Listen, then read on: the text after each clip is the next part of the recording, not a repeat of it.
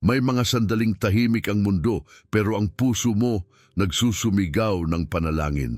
Hindi mo man ito masabi ng buo, naririnig ka ng Diyos. Hindi mo kailangang maging perpekto para mapakinggan, sapat na ang isang pusong handang lumapit sa Kanya. Ang Panginoon ay malapit sa mga may pusong wasak at inililigtas ang mga bagbag ang loob. Awit 34:18. Ngayong umaga, hayaan mong ang bawat salita ay maging tulay papunta sa kagalingan, gabay at proteksyon mula sa Diyos. Hindi aksidente na nandito ka. May mensahe ang langit para sa iyo ngayon. Ito ang simula ng panibagong paglalakad kasama ang Diyos. Tara, lumapit tayo sa Kanya.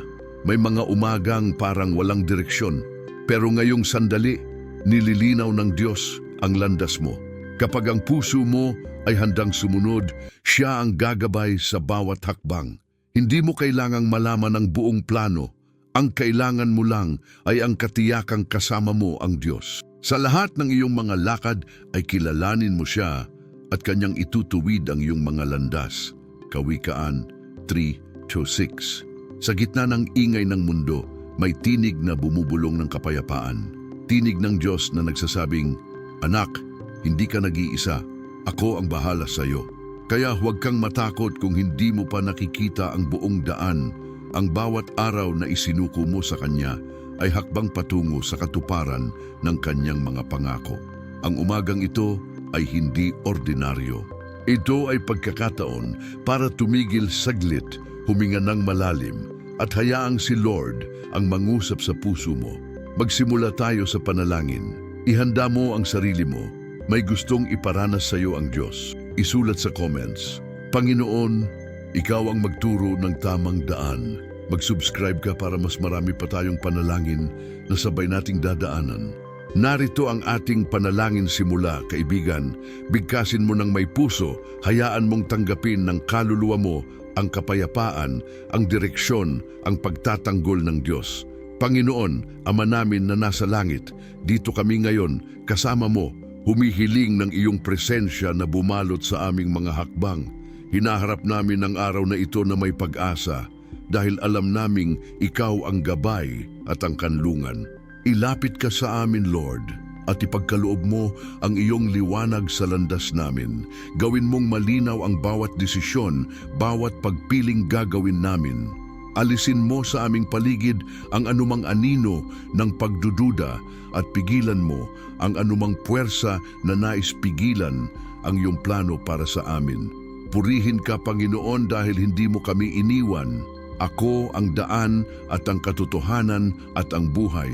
Juan 4:6. Ginagawa mong totoo ito ngayon sa aming buhay. Hinihiling namin ang iyong proteksyon sa paglabas namin at sa pagpasok sa mga salita namin at sa mga puso namin, sa mga plano namin at sa mga hangarin namin. Naway lahat ay sakupin ng iyong biyaya at sa iyong kamay manatili. Nais naming maramdaman ang iyong paghawak, ang iyong seguridad sa aming paglakad, na ang Panginoon ay aking pastol, hindi ako mangangailangan. Awit 23:1 ay totoo sa aming bawat hakbang. Salamat dahil ang iyong pangako ay buhay at gumagana. Salamat dahil araw-araw pinipili mong itaguyod kami. Pinaliligtas mo kami sa lahat ng panganib. Tinatawagan mo kami sa iyong kapayapaan. Panginoon, ang aming mga mata ay nakatuon sa iyo. Kami ay nagpapasakop at nagtitiwala. Ipinapasa namin sa iyo ang aming mga plano, aming mga pangarap, aming mga takot, at hinihiling namin, gabayan mo ako ngayon, Lord. Ilayo mo ako sa lahat ng gawa ng kadiliman at dalhin mo ako sa liwanag ng iyong pag-iibig at katuwiran. Ipagkakaloob din mo ang iyong kapangyarihan sa amin para tumayo kami sa iyong pangalan, upang kumilos kami hindi sa aming sariling lakas, kundi sa iyong espiritu. Na ang aming mga salita ay maging panalangin ng pag-asa, na ang aming mga kilos ay maging patotoo ng iyong katotohanan. Hindi lang namin hahanapin ang iyong direksyon, tatanggapin namin siyang buong puso, sapagkat sabi mo, magtiwala ka sa Panginoon ng buong puso mo at huwag kang manalig sa iyong sariling karunungan. Kawikaan 3:5. Ngayon, sinasabi namin ito ng may tapang. Panginoon, kami ay nagtitiwala sa iyo. Hindi namin alam ang lahat ng bukas, ngunit alam namin kung sino ang may hawak ng bukas. At sa iyong mga pisngi kami naghahanap ng liwanag, sa iyong salita kami nananalig. Gabayan mo kami, Panginoon, sa bawat pag-ikot ng buhay namin, sa bawat pag-akyat at pagbaba. Amin mo kaming samahan. Ilayo mo kami sa lahat ng kapahamakan, ngunit higit pa ron, dalhin mo kami sa kabuluhan ng iyong plano para sa aming buhay. Ngayon ay huminto muna tayo ng saglit, huminga ka ng malalim, maramdamang ang hangin ng Diyos ay bumabalot sa iyo. Ang kanyang kamay ay nasa iyong balikat at ang kanyang tinig ay bumubulong. Anak, ako'y kasama mo. Pakiramdam mo na iyon, mabuti. Dahil ang panalangin na ito ay hindi natapos, ito pa lamang ang buksan ng kabanata ng iyong bagong paglakad. Magpatuloy tayo ng sabay sa paglalakad na ito. May katiyakang ang Diyos ang magbubukas ng bawat daan at iingatan ang bawat hakbang. Bago tayo lumipat sa isang malalim na panalangin ng pagtalima at pagsuko sa Kanya, magsabi ka sa comments, Panginoon, Ikaw ang magturo ng tamang daan. I-share mo rin ito sa iba upang sama-sama tayong makasabay sa direksyon ng Diyos. Huwag kalimutan mag-subscribe para sa mas marami pa tayong panalangin ng umaga, ng gabay, ng pangako ng Diyos para sa iyo ngayon. Narito ang susunod na bahagi ng ating paglalakbay.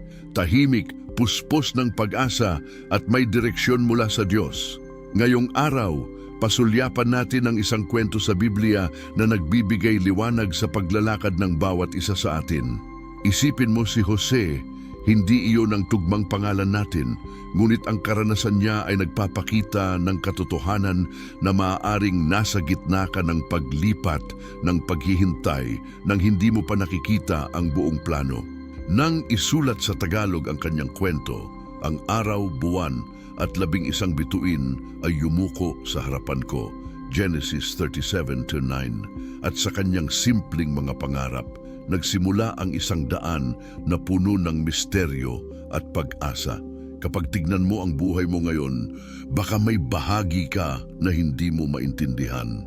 May mga tanong, bakit ganito? Kailan darating ang pagpapala? Nasaan ang direksyon na inaasahan ko? Ngunit tulad ni Jose, ang Diyos ang nagkoordina ng bawat hakbang. Kahit ang mga iyon ay tila atras o tila hindi nila iyon inaasahan. At ang dakila, sa bawat dakong tila problema, may tanong na hinihintay may sagot mula sa Kanya. Sa Biblia sinasabi, sa lahat ng iyong mga lakad ay kilalanin mo siya at Kanyang itutuwid ang iyong mga landas. Kawikaan 3:6. At ito'y para sa iyo ngayon. Hindi mo kailangan makita ang buong kwento. Kailangan mo lang lumapit at sabihing, Panginoon, Ikaw ang aking gabay, Ikaw ang aking direksyon. Ang Diyos ay hindi malayo. Kapag huminto ka saglit, makikita mo ang kanyang kamay sa lugar na akala mo walang liwanag. Isali natin ang sarili natin dito. Maari mong sabihin sa puso mo, Lord, kahit hindi ko pa nakikita ang buong larawan, pinili ko na maniwala na Ikaw ang aking ilaw. Pinili ko na sundin ang iyong tinig kahit sa dilim ng hindi ko pa naiintindihan. Dahil tunay mula sa kwento ni Jose hanggang sa araw na ito, ang Diyos ang nagiging tulay mo, hindi ang tao, hindi ang plano ng mundo, kundi siya. Isipin natin, si Jose, binenta, itinapon, iniwan, ngunit hindi siya iniwan ng Diyos. At sa huli, ang nagluksa ay yumuko sa kanya, hindi dahil sa espada niya, kundi dahil sa plano ng Diyos sa likod ng kaniyang paglakad. Sa buhay mo ngayon, maaring may pag-iwan ka, may pag-uumpisa ka, may bagong simula ka, at ang Diyos ang magbubukas ng mga pintuan sa tamang oras. Ngayon pangako ko sa iyo, magsimula kang humakbang hindi dahil perpekto ang lagay, kundi dahil alam mo na ang kasama mo ay ang Diyos. Magsimula kang magtiwala hindi dahil alam mo ang lahat, kundi dahil alam mo si Him na may hawak ng lahat. Mapupunta ako sa daigdig ng mga patay na nagdadalamhati si Jacob noong iniwan niya si Jose. Pero sa plano ng Diyos, hindi iyon ang katapusan.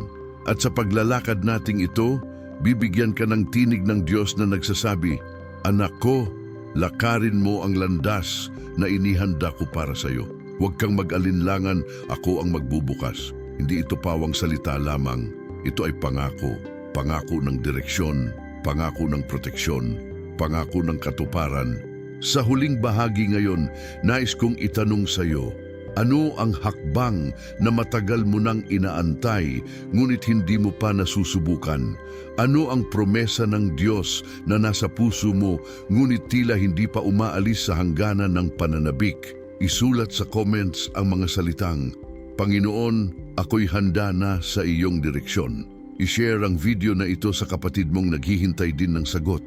At huwag kalimutan mag-subscribe para sama-sama nating sundan ang mga panalangin at direksyon ng Diyos para sa bawat isa.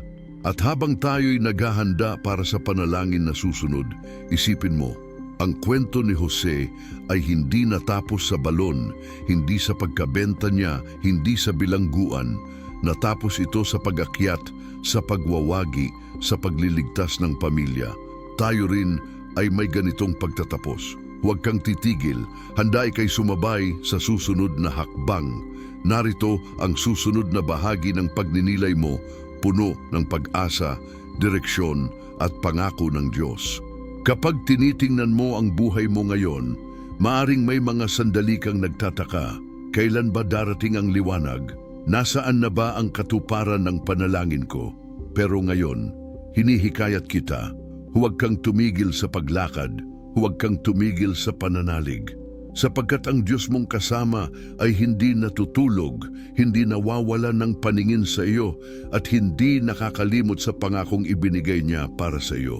Kinukumbinsi kita ngayon na pakinggan natin ang tinig ng karunungan na hindi nanggagaling sa mundo, kundi sa Diyos. Anak ko, huwag mong kalimutan ang aking kautusan, kundi ingatan ng iyong puso ang aking mga utos, sapagkat karamihan ng mga araw at mga tao ng buhay at kapayapaan ay madadagdag sa iyo. Kawikaan 3:2. Ang salita ng Diyos ay direktang nagsasabi, kapag sinunod mo niya, may dagdag na buhay, may dagdag na kapayapaan. Sa iyong paglakad ngayon, maaring may mga pintuang tumigil, may mga plano mong hindi natuloy, may mga pangarap na parang nakakulong sa balangkas ng hinihintay. Ngunit ang magandang balita ay, ang Diyos ay nag-oorganisa ng mga bagong pintuan. Hindi lang para lumakad ka, kundi para umakyat ka sa isang bagong antas ng biyaya, sa isang bagong direksyon ng kanyang pangako. At ito ang ilan sa mga tanda. Kapag may kapayapaan sa puso mo kahit hindi malinaw ang daan, kapag ang Diyos ang naglalagay ng mga pinto sa harap mo na ikaw mismo ay nagtataka kung paano ito napagbukas, kapag ang apoy ng pananampalataya mo ay bumabalik na hindi bilang reaktibo, kundi bilang tiwala at pasasalamat. Ito ang mga palatandaan ng direksyon na nagbibigay daan at hindi lamang ng mabilis na solusyon.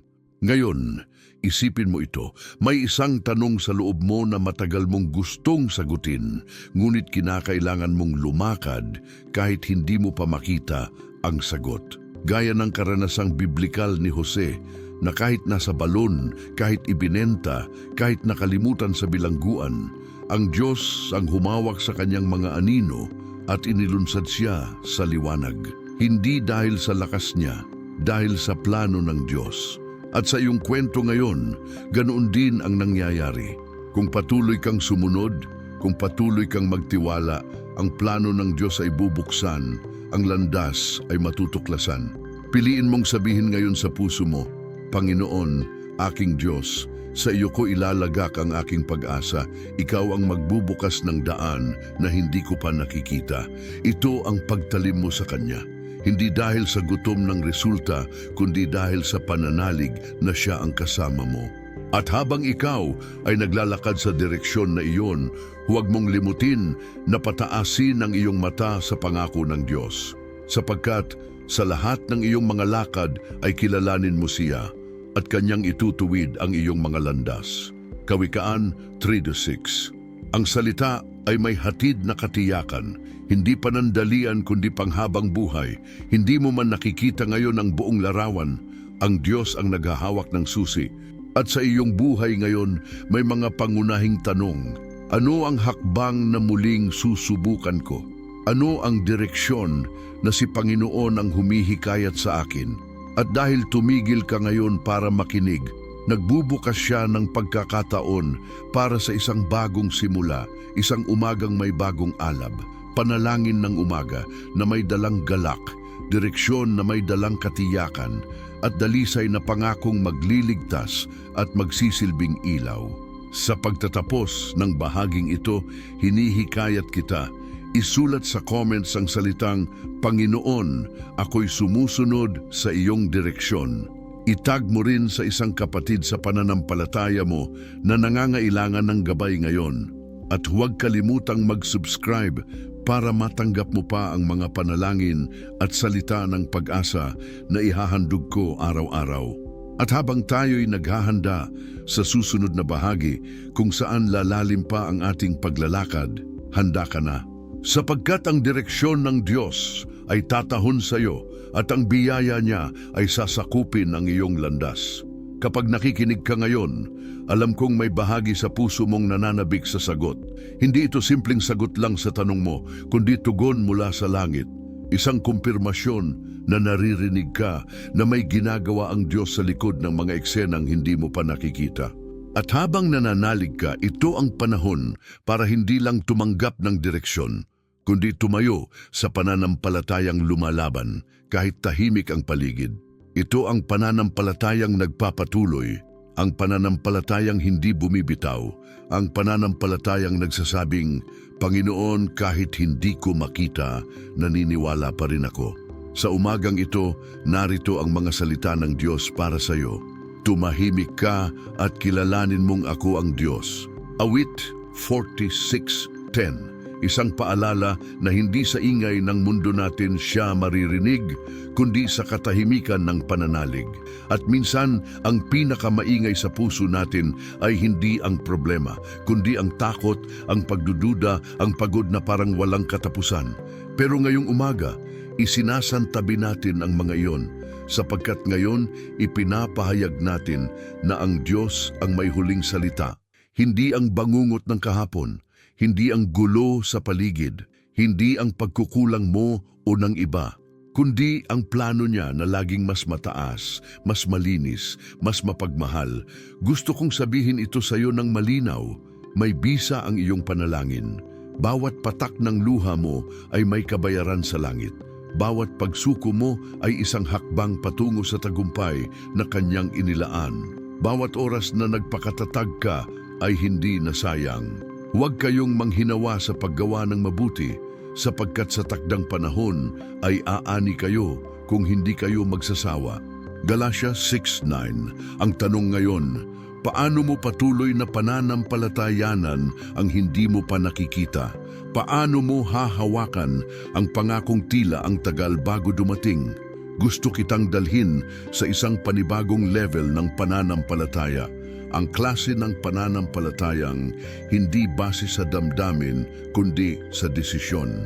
Hindi damdamin ang magdadala sa iyo sa tagumpay, kundi ang desisyon mong lumakad sa liwanag ng salita ng Diyos araw-araw. Minsan, hinihintay natin ang malaking himala. Pero ang totoo, ang himala ay nagsisimula sa simpleng oo mo kay Lord.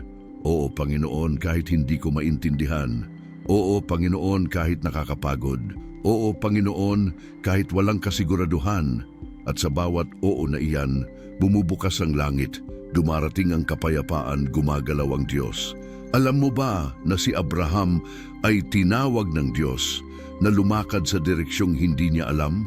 Wala siyang mapa, walang GPS, walang klarong detalye, pero may salita, may pangako, at sapat iyon para sa kanya. Sumunod si Abraham kahit hindi niya alam kung saan siya pupunta. Hebreo 11:8. Ganyan din ang panawagan sa iyo ngayon. Huwag mong hintayin ang lahat ng detalye bago sumunod, sapagkat sa pagsunod mo, doon niya binubuksan ang susunod na hakbang. Ang Diyos ay Diyos ng proseso, hindi lang ng resulta. At habang isinusuko mo sa Kanya ang bawat takot, ang bawat plano, ang bawat pagod, binubuo niya ang himala mo. Gusto kong bigyan ka ng sandali ngayon para ipikit ang iyong mga mata at sabihin ito mula sa puso mo. Panginoon, isinusuko ko ang kontrol. Ikaw ang bahala, ikaw ang aking gabay, ikaw ang aking lakas. Pangako mong hindi mo ako iiwan, kaya tatayo ako sa pangakong iyon. At habang sinasabi mo yon, pakinggan mo ito. Walang tinig sa lupa ang mas makapangyarihan kaysa sa tinig ng Diyos na bumubulong sa puso mong, mahal kita, kasama mo ako, may plano ako para sa iyo. May hinanda ako na higit pa sa kaya mong isipin. Huwag mong hayaang takutin ka ng delay. Ang delay ay hindi denial. Ang paghihintay ay hindi paglimot. Ang katahimikan ng Diyos ay hindi kawalan ng kilos. Ito ay paghahanda. Habang hindi mo pa nakikita ang resulta, ang Diyos ay nag-aayos, nagtutuwid, naghahanda ng puso mo ng tamang tao, ng tamang lugar, ng tamang oras. At habang ginagawa niya yan, ang papel mo ay manatiling tapat, panalangin ng umaga, pagbabasa ng salita, pagkitiwala, pananampalataya, at higit sa lahat, pagpapakumbaba. Sapagkat ang puso na nagpapakumbaba ang tinataas ng Diyos. Yumuko kayo sa harapan ng Panginoon at itataas niya kayo. Santiago 4:10. Ngayong tapos na ang bahagi ng mensaheng ito, may isa lang akong hiling. Huwag mong sayangin ang oras ng biyaya. Kung naramdaman mong may pumasok na kapayapaan habang nakikinig ka, huwag mo iyong balewalain. Yakapin mo, ipagpasalamat mo, dahil ito ay senyales na may ginagawa ang Diyos sa likod ng lahat. Isulat sa comments ang linyang, "Salamat Panginoon sa direksyon at pangako mo sa buhay ko." Kung may isa kang taong gustong makaramdam ng ganitong kapayapaan, i-share mo ito sa kanya. At kung nais mong magpatuloy sa paglalakad kasama ang mga panalangin na tulad nito, huwag mong kalimutang mag-subscribe. May panibagong mensahe na hinihintay ka sa susunod na bahagi, isa na naman hakbang patungo sa plano ng Diyos. Humihinga ka ng malalim. Dahan-dahan mong ilagay ang kanang kamay mo sa puso mo at damhin ang init ng presensya ng Diyos sa loob ng iyong dibdib. Ang ilaw niya ay hindi naglalaho sa bawat segundo ng iyong pananalig, siya ay kumikilos. Ngayon hahayaan mong ang tinig niya ang magsalita, ang kamay niya ang gumabay, at ang direksyon niya ang ikaw ang susundin. Sa bawat hakbang na tinatahak mo ngayon, hindi ka nag-iisa. Hindi ka nag-iisa kahit pa ang daan ay tila malabo. Sapagkat ang Diyos mo ang tumatayong ilaw sa iyong gabi at araw-araw ang kanyang pangako ang iyong gabay. At sa panahong ito, hinihikayat ka kong bumangon sa iyong pananampalataya, hindi bilang manonood lang, kundi bilang aktibong kalahok sa plano niya. Ibigay mo ang iyong buong puso, buong tiwala, buong pag-asa. Ang iyong buhay ay hindi basta gawain. Ito ay gawain ng Diyos. Sinimulan niya at tinatapos niya sa katiyakan. Sinasabi niya sa iyo ngayon, lakarin mo ang landas na inilatag ko para sa iyo. Huwag kang hahila pa ng likod. Huwag kang magdadalawang isip. Ako ang bukas na pintuan. Habang iniisip mo iyon, tumuon tayo sa mga salitang may bigat at buhay. Sapagkat ang sarili mong lakad ay inihanda na ng Panginoon, bagaman ikaw ay naghihintay, makakaasa ka. Sa pagkakataong ito, huwag mong hayaang maligaw ka sa mga tunog ng pag-aatubili. Hayaan mong ang Panginoon ang magtayo ng pundasyon sa bawat desisyon mo, sa bawat relasyon mo, sa bawat plano mo, sa bawat pangarap mo. Ipagpapatuloy ng Diyos ang kanyang gawain sa loob mo at sa paligid mo. Ang direksyon niya ay hindi palagi ang pinakamabilis, pero ito ang tiyak. Hindi ito gawa ng swerte o ng taong malakas. Ito ay gawa ng Diyos na makapangyarihan. Ngayon, maramdaman mo ang hamon ng puso mo na sabihin, Panginoon, handa na ako, gabayan mo ako. Sabihin mo ito ng buong tapang. At bilang sagot ng pananampalataya mo, humayo ka, ibigay ang iyong mga plano, ang iyong mga pangarap. Ipadama sa Diyos ang iyong paghihintay, hindi bilang kawalan, kundi bilang pag-asa. Sapagkat sa Kanya, ang paghihintay ay paghahanda. Kung minsan ang mga pintuang sinara niya ay hakbang para sa mas malaking bukas. Kung minsan ang mga sagot niya ay dumarating sa katahimikan ng puso mo at hindi sa sigawan ng mundo. At ngayon, ang katahimikan mong iyon ay magiging salita ng kapangyarihan. Gusto kong yakapin mo ang bahagi mo ngayon. Yakapin mo ang responsibilidad ng pananampalataya. Hindi ka simpleng tagasunod, ikaw ay anak ng hari.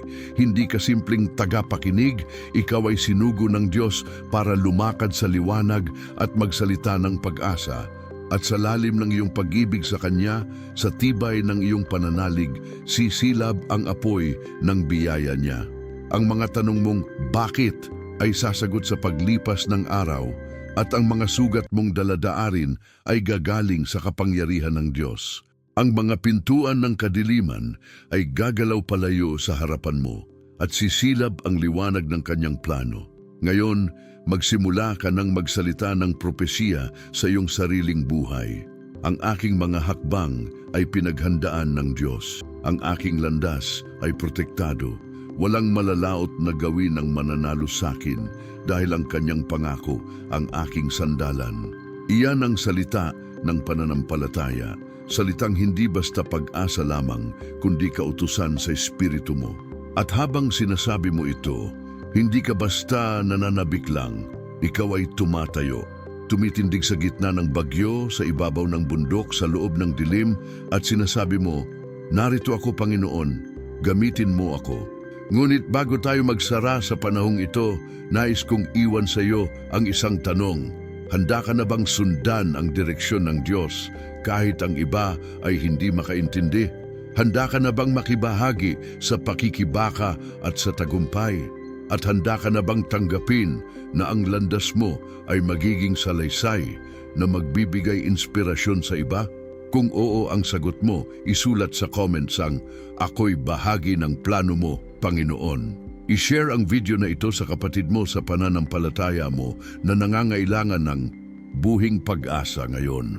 Huwag kalimutang mag-subscribe para sa mga panalangin ng umaga, direksyon ng Diyos at mga mensaheng magpapalakas sa iyo araw-araw. Pindutin ang video sa screen ngayon para sama-sama tayong lumakad tungo sa luwalhati ng Diyos. At isipin mo, ito'y hindi ang huling mensahe mo rito, ito ay simula pa lamang ng mas dakilang kabanata.